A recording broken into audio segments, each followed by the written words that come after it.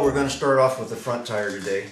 I've got all my little tools and stuff picked out to save some time for all the pinch nuts and the axle nut. I'm going to be using a bigger insert here instead of trying to find a socket, Allen socket big enough, and then just use my wrench. Then I'll be able to use that with my torque wrench to torque this back down again. I'm going to take the fender off and the brakes and everything, and I made up 2 new sticks to go in between the brake pads when I pull the calipers off, so that they don't compress and I don't lose any, create any bubbles in the system. So let me go ahead, and I've got it jacked up now, and hopefully today's tire change will go. I did the rear tire yesterday and I'm going to do the front tire today. I've lost my virginity on my machine yesterday battling the back tire, so we'll see how the front one goes. And I got a couple 4x4 blocks in order to set the wheel on, so I don't get the rotors. No possible way that I can bend them. So let me reset up and we'll get into changing out the front tire here. I've already got the nuts or the screws off on the other side. There's no use wasting time on that. It's pretty simple. And they're not torqued on that tight. I've never done this, so it'd be...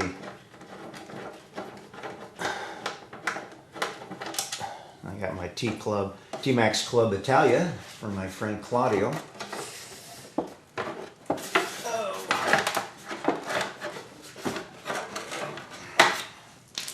Like I said, I've never had this off before. Well, after reading the service manual, these can stay in because there's bolts in behind here, and there's some little flange nut bolts up in here holding the front and back half together. So first thing off is for the correct way is to pull off these guys, and then let's pull off the brake caliper.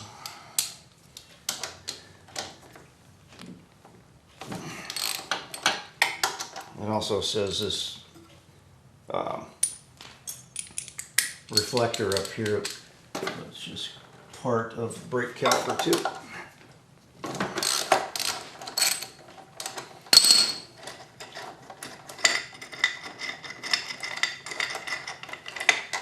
My hands in over here. Yeah.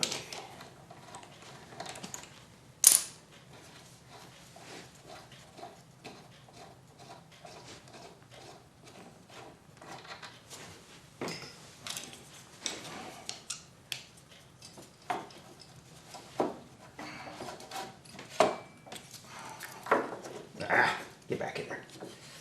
Okay. I don't know if you can see that or not. I've still got quite a bit of, at least a full 1/8 or more of 3/16 of brake pads, so I'm not very hard on this thing. Let me tie this off and we'll come back.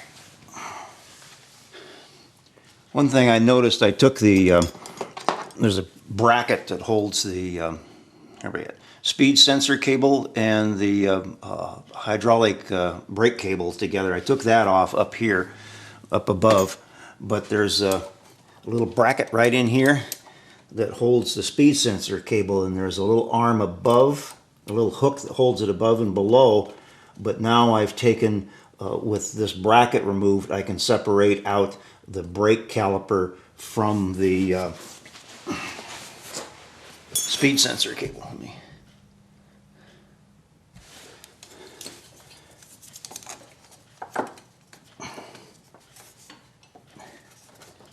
Now, it helps you take the bolt out.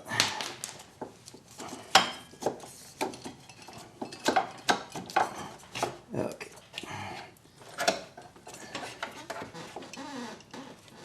There we go. You got to roll it off at an angle. Let me zoom in here. See the gap I got in here. It's got quite a bit of brake left. Okay, now we'll pull off the pinch bolt. some of the stuff I was noticing when I was taking the brake caliper off, I probably should have done that with the front end on the ground, sitting on my floor jack there. The distance between it and the center stand's pretty close, so it was wobbling around. That's all I need to do is drop Rosie on a tire change. Okay.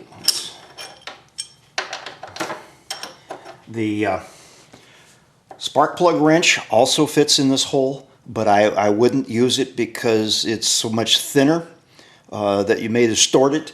And to find a spark plug wrench aftermarket that will go in the distance that you need, you'd probably have to buy another OEM part from Yamaha. There we go.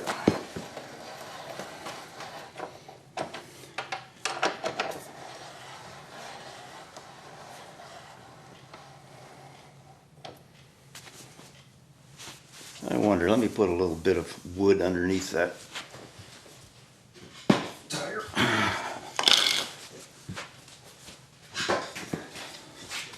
Just to support it a little bit.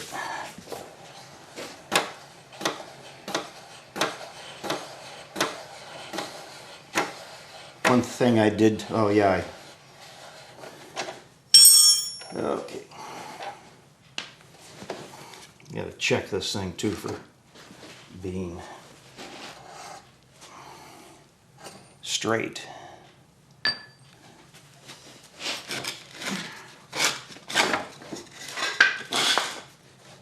drop this out without screwing up the speed sensor. There we go. Let me set up on the other side. Kind of have to finagle the speed sensor around a little bit to come out of it. I gotta figure out how that comes apart once I get the wheel out. Okay. Even if you can't get it off, just by having this thing loose helps a little bit. Okay. And here's my little rotor, sensor rotor, and it's oops, where the hell am I at here? It's getting a little dry, but the tabs here are still in good shape.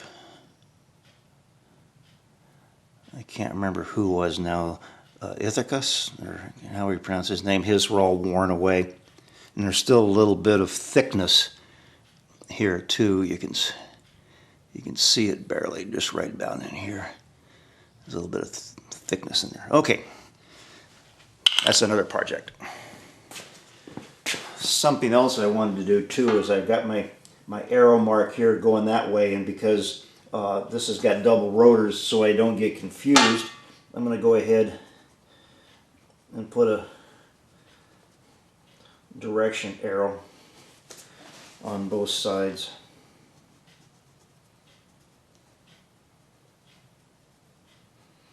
That way I can't mess up this way. Okay, we're going to pull out the valve stem here, or the core.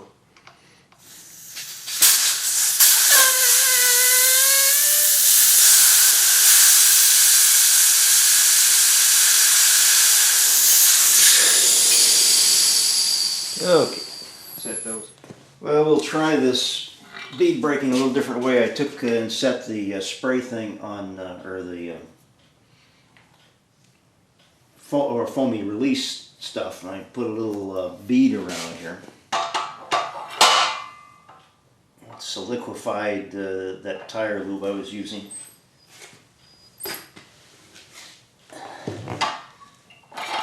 And still don't have my bungee cord. I went looking, found lots of other things. Got my bungee cord.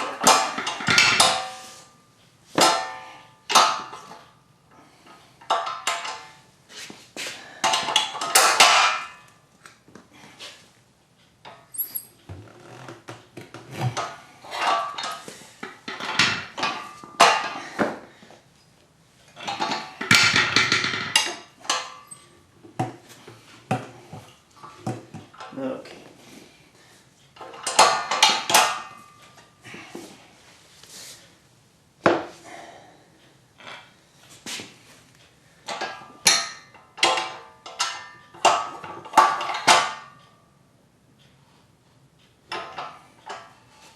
In the way here.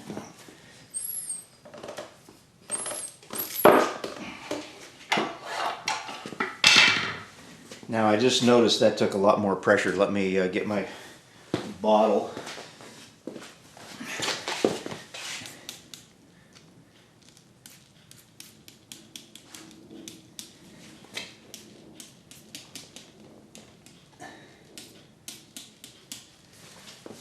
That made a big difference on the other side.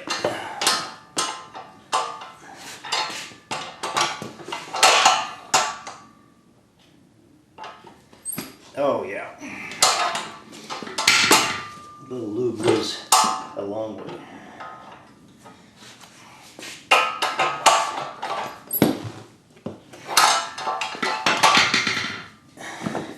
I wished I'd done that on the rear tire. Oh well. That's how you learn.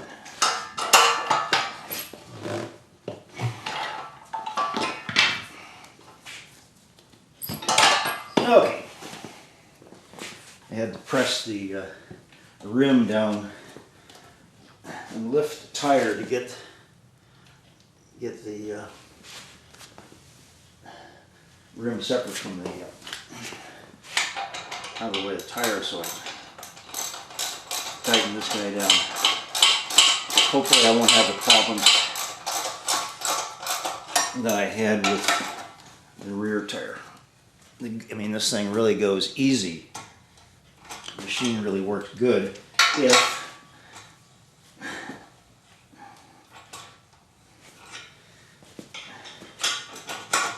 the rim doesn't slip.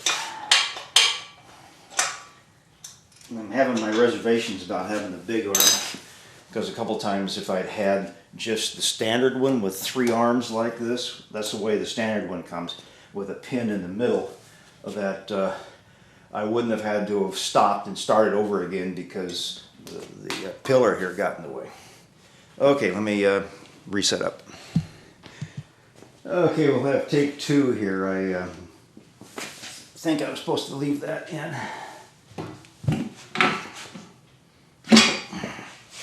Okay, pull it up, put it down, and then,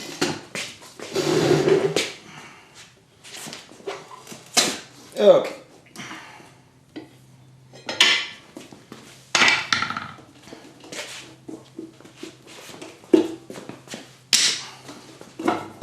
There we go. Okay.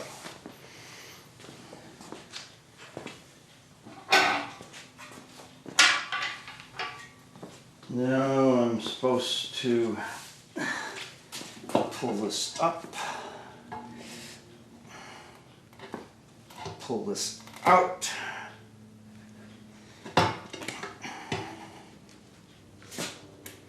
There we go.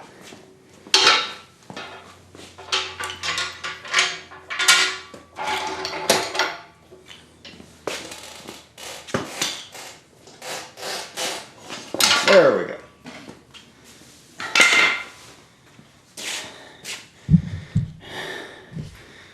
Starting to look like I know what I'm doing.